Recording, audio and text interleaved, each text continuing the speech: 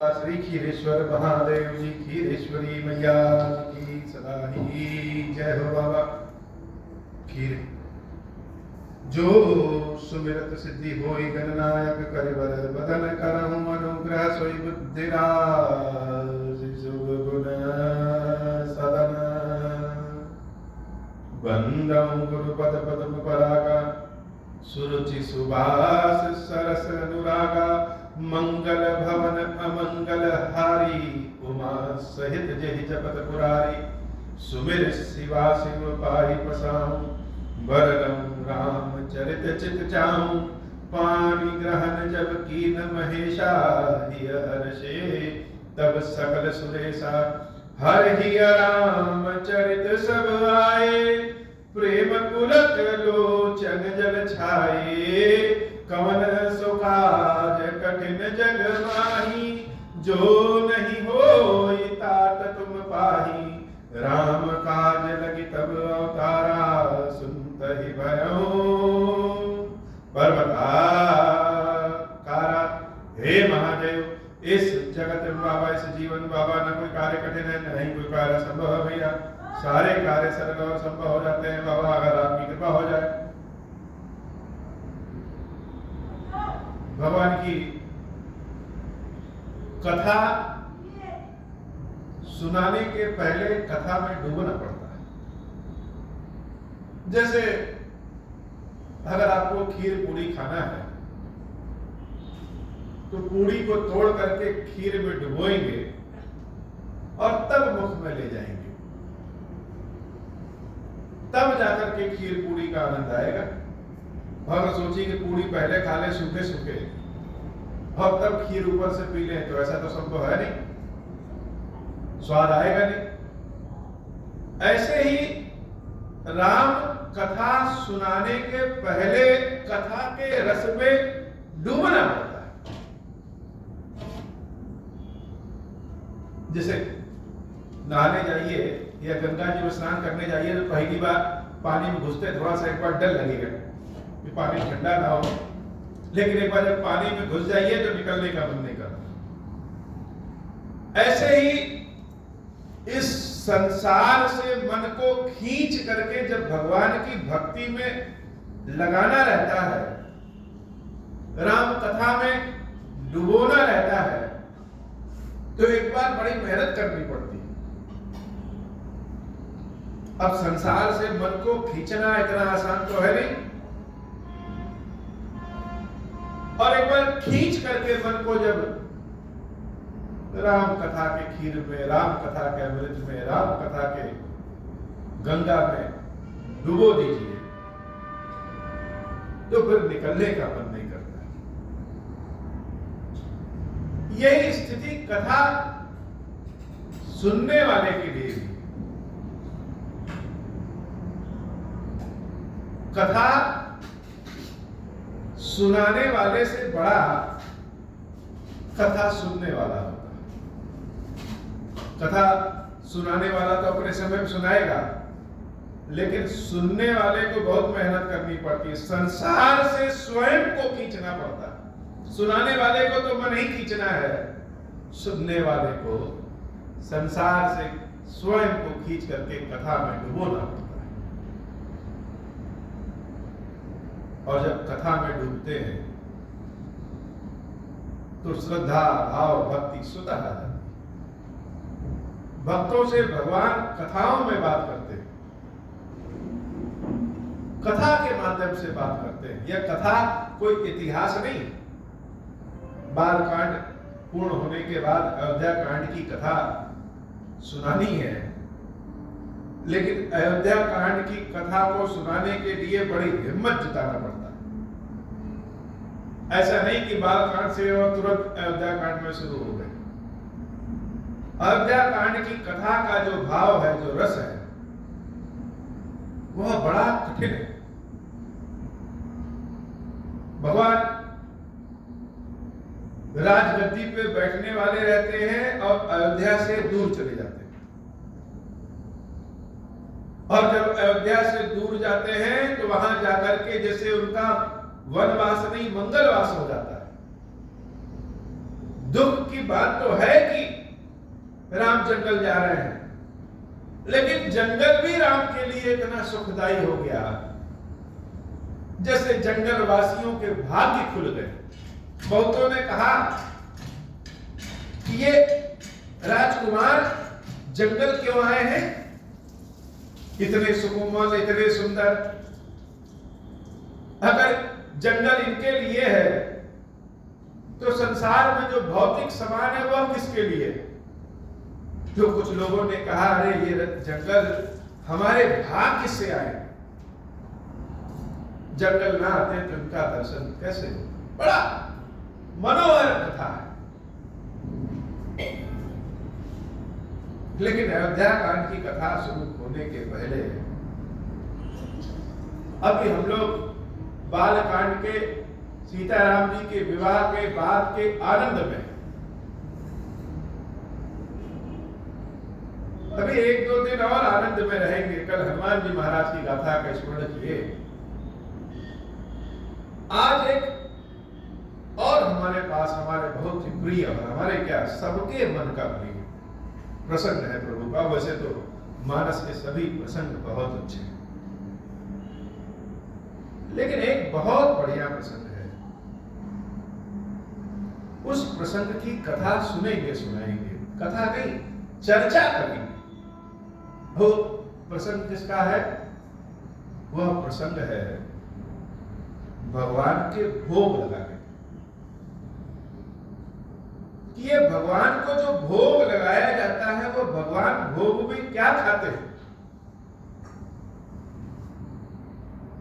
खीर खाते हैं, रसमलाई खाते हैं, छेना खाते हैं, पूरी सब्जी खाते हैं, कच्चा भोजन खाते हैं, पक्का भोजन खाते हैं, क्या खाते हैं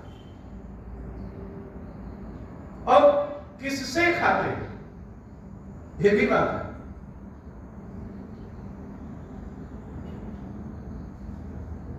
बच्चों को मिठाई चॉकलेट पसंद है तो कोई ले जाके उनको देता है, तो वो सबसे नहीं देते। जो संकोची बच्चे होते हैं वो अपने ही जान पहचान वालों से लेते हैं। वैसे ही भगवान सबके हाथ से खाते भी नहीं, सबका बनाया भी नहीं खाते।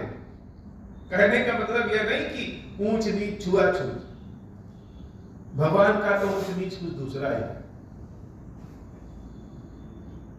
तो भगवान के भोग की चर्चा, और भोग में ही अगर भोग आता है तो फिर एक ऐसी चर्चा आती है जिसके बिना भगवान के भोग की चर्चा हो ही नहीं सकती, और वह है देवी शबरी की चर्चा। कि शबरी ने जो भोग खिलाया प्रभु को, वह भोग आज भी भगवान को याद है, और भगवान को ही नहीं सबको याद है। क्या कच्चा, क्या पक्का, क्या झूठा, ऐसा भोग तो किसी ने खिलाया ही नहीं हो जैसा भोग देवी शबरी ने खिलाया। अब भगवान भोग में खाते क्या है?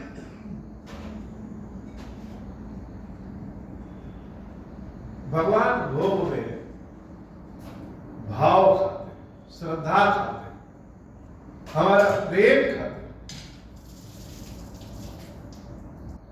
उनको हम रोटी सब्जी खिला दें या पूरी सब्जी खिला दें या फल खिला दें, वह सब खा लेंगे और कुछ भी नहीं खाते।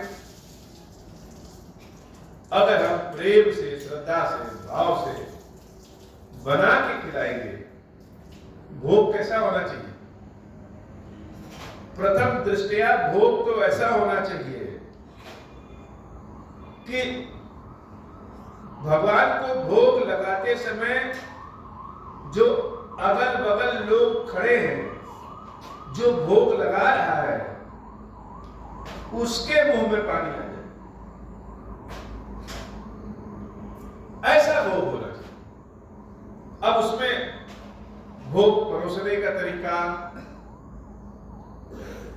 भोग खिलाने का तरीका, और इन सबसे भोग बनाने का तरीका।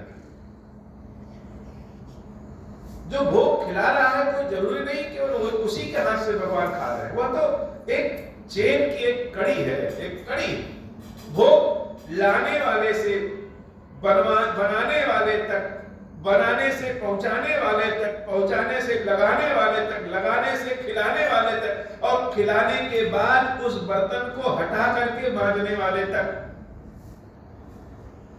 सबकी सहभागिता है। बीच की कोई भी एक कड़ी अगर छूट जाए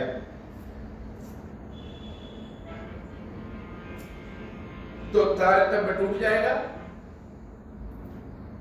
बनाने वाले ने बनाया ही नहीं, जब भाव से बनाएगा नहीं तो लगाने वाला भाव से लगा भी नहीं पाएगा, ये भी सत्य है। और या फिर भगवान के बर्तन मांजने वाला, बर्तन को हटाने वाला न रहे तो भी भगवान को भोग नहीं कर सकता। तो भगवान का भोग प्रथम दृष्टिया ऐसा होना चाहिए जिसको देख करके मुंह में लालच आ जाए, पानी आ जाए। और भगवान का भोग जो बना रहा है वह बनाते समय कितनी श्रद्धा और भाव से बना रहा है। जो जगत को खिलाता है, जो जगत का पालन करते हैं, उनके लिए भोग बनाना सबके किस्मत की बात नहीं है। सब कुछ होते हुए भी लोग नहीं बना पाते। ऐसा नहीं कि बनाने में बहुत समय, बहुत धन लग जाएगा, लेकिन भगवान का श्रद्धा भाव जब रहेगा, पनपेगा, तभी बन पाएगा। अब भगवान का भोग जब तैयार हो गया तो भगवान के भोग को परोसना भी एक भाव है। प्राय हम लोग देखते हैं कि महंगी महंगी मिठाई, महंगे महंगे फल प्रभु के पास आते हैं और डिब्बा सहित चढ़ा दिए जाते हैं, कोई उपाय भी नहीं।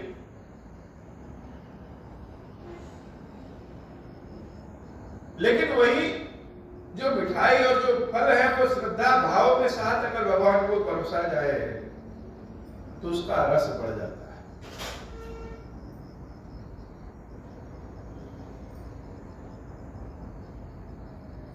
तो पहला, भगवान के भोग को पूरे श्रद्धा और भाव से बनाना चाहिए। ये नहीं कि दुनिया भर की पंचायत कर रहे हैं और उसी में हाथ से भोग भी बन जा रहा है। भोग बनाते समय मन की जैसी दशा है वैसा ही भोग का प्रभाव है। भोग बना किसके लिए रहे, यह भी बड़ी निर्भर बात है। हमको लगता है कि हम भगवान के लिए भोग बना रहे हैं, लेकिन भोग बनाते समय हम स्वयं ध्यान में आ जाते हैं या अपना कोई ध्यान में आ जाता है, या चलो उसकी पसंद का भोग बना दें। तो किसी दूसरे की पसंद का भोग नहीं बनाना। भोग बनाते समय भगवान को ही ध्यान में रखना चाहिए कि जिसके लिए बना रहे हैं उसको पसंद हो। अच्छा, जिसके लिए बना रहे हैं उसको क्या पसंद है कैसे पता? तो जो खुद को पसंद है वही उसको पसंद है। बनाने वाले को जो पसंद है, खिलाने वाले को जो पसंद है, वही भगवान को पसंद है।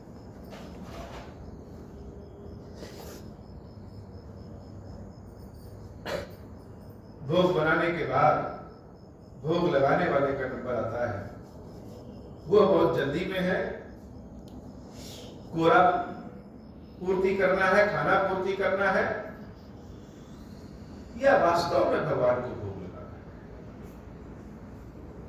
तो भगवान का भोग बड़े प्रेम से सजा के, सुंदर तरीके से बना के, जैसे हम अपने खाने के लिए डाइनिंग टेबल पे सजाते हैं, एक कटोरी में दही, एक कटोरी में सब्जी, घी लगा हुआ, वैसे ही भगवान को सजाए, वैसे ही भगवान को खिलाए। और भोग लगाने के बाद भोग का प्रसाद जो ग्रहण कर रहा है वह भी बहुत निर्भर करता है। पता चले हम भोग में रसमलाई भी लगाए हैं, मिश्री भी लगाए हैं, केला भी लगाए हैं, किशमिश भी लगाए हैं, और जब भोग लग जाए तो सारी रसमलाई गायब हो गई, केला को कोई पूछने वाला नहीं। यह भी एक बड़ी बात है। तो प्रसाद की महिमा है, जहां पाए जिस स्थिति में रहे पहले ही खा ले। प्रसाद कभी जूठा नहीं होता है। लोग कहते हैं जूठा हो गया, प्रसाद तो कभी जूठा होता ही नहीं। और उसके बाद भगवान के जो प्रसाद में बर्तन चढ़े हैं, उन बर्तनों को जो हटाता है, उन बर्तनों की जो धुलाई करता है, उसका भी उतना ही योगदान है जितना कि बनाने वाले का, जितना कि सब्जी लाने वाले का, जितना कि लगाने वाले। हम काम समझ करके उनके बर्तनों को हटा रहे हैं कि चलो एक काम है, जैसे सबका काम है वैसे ये भी एक काम है, या भगवान की सेवा समझ करके बर्तनों को हटा रहे हैं। काम समझ करके हटाएंगे तो उस काम के बदले में जो पारिश्रमिक है उतने मिलेगा, क्योंकि नौकरी तो हम भगवान की कर नहीं रहे, इंसान की कर ली है। और भगवान के सेवक होकर के अगर हम भोग हटा रहे हैं तो कृपा भी भगवान से मिलती। इस सारा जिम्मा भगवान ही उठाते हैं।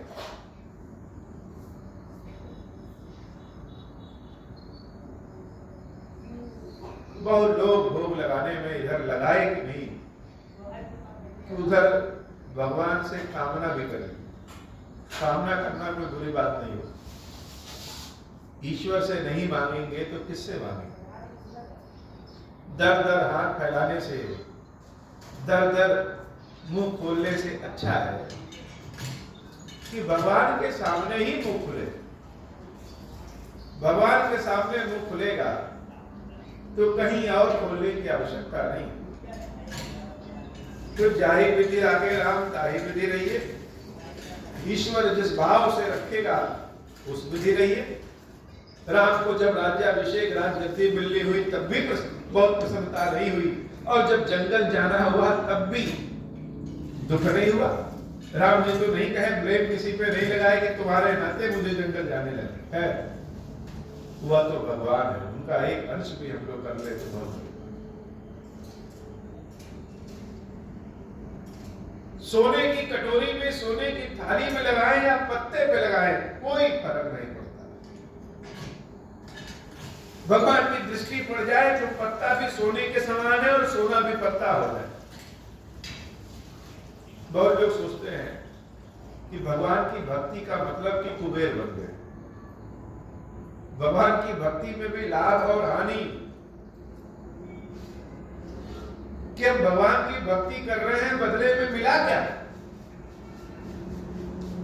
तो भगवान की भक्ति का मतलब सिर्फ धन नहीं होता, और धन का मतलब सिर्फ पैसा नहीं होता। विद्या भी धन है, भक्ति भी धन है, भगवान की कृपा भी धन है, और भगवान का प्रेम, भगवान की भक्ति तो कभी न समाप्त होने वाला है। जटायु को रावण ने जब मार दिया, घायल अवस्था में जटायु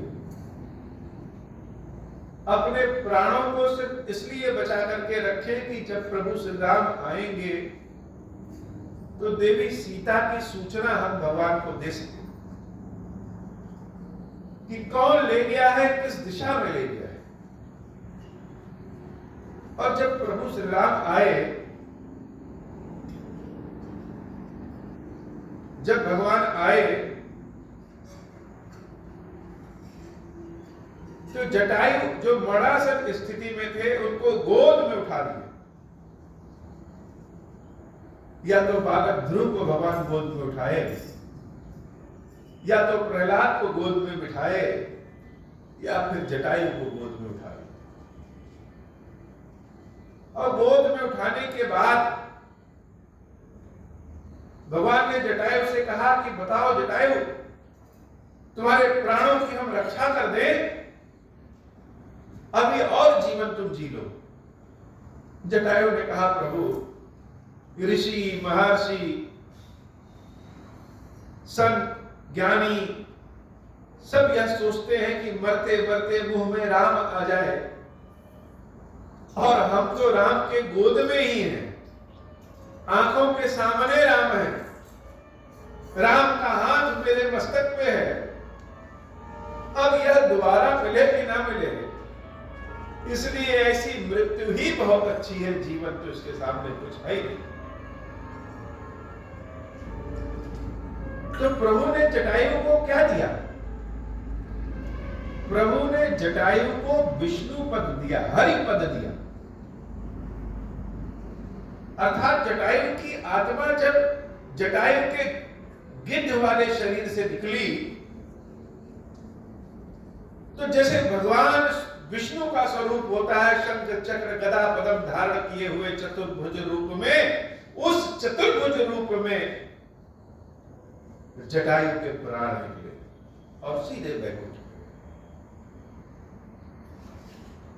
भगवान जंगल में सीता सीता सीता सीता कहते हुए, भटकते हुए, दुखित होते हुए, रोते हुए, कोई सहारा देने वाला नहीं। सहारा देने को तो छोड़िए, लोग राम को देख करके हंसने लगे। सारे हिरण जिनको जानकी ने भोजन कराया, पानी पिलाया, वो सारे हिरण जब राम को देखते तो हंसते, कहते कि यह बड़ा धनुर्धारी बनता करता था, अपने पत्नी की रक्षा नहीं कर पाया, इससे अच्छे तो हम लोग हैं, अपनी पत्नी अपने बच्चों की रखवाली तो कर लेते हैं। यह इतना मूर्ख है। मूर्ख व्यक्ति भी जान जाएगा कि सोने का मृग नहीं होता है, चमड़े का मृग होता है। लेकिन यह तो भाग गए। ऐसा परिहास, ऐसा अपमान जीव जंतुओं द्वारा भी, मनुष्य देवता राक्षस को तो छोड़ दे, प्रभु श्री राम को सहना पड़ा। लेकिन समस्या में भी, परेशानी में भी जो धीरज न छोड़े, जो धर्म न छोड़े, वही तो राम है।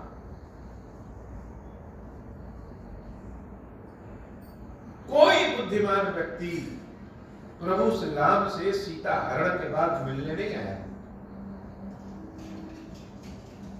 भगवान नंगे पैर जंगल में चल चल के खुद चारों ओर सीता को ढूंढने लगे।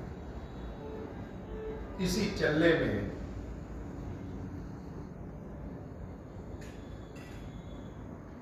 नासिक के पास देवी शबरी न जाने कब से राम का इंतजार कर रही। कब से? जब से राम पैदा भी नहीं हुए थे। राम का इंतजार तब से जब से राम जन्म भी नहीं लिए, तब से। अच्छा, ये शबरी है कौन?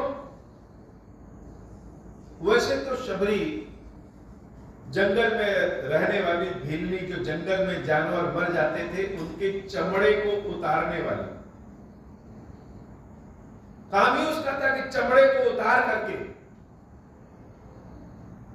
इसलिए लोग शबरी से दूर ही रहते थे। सिर्फ शबरी से नहीं, शबरी के जाति से भी दूर रहते थे।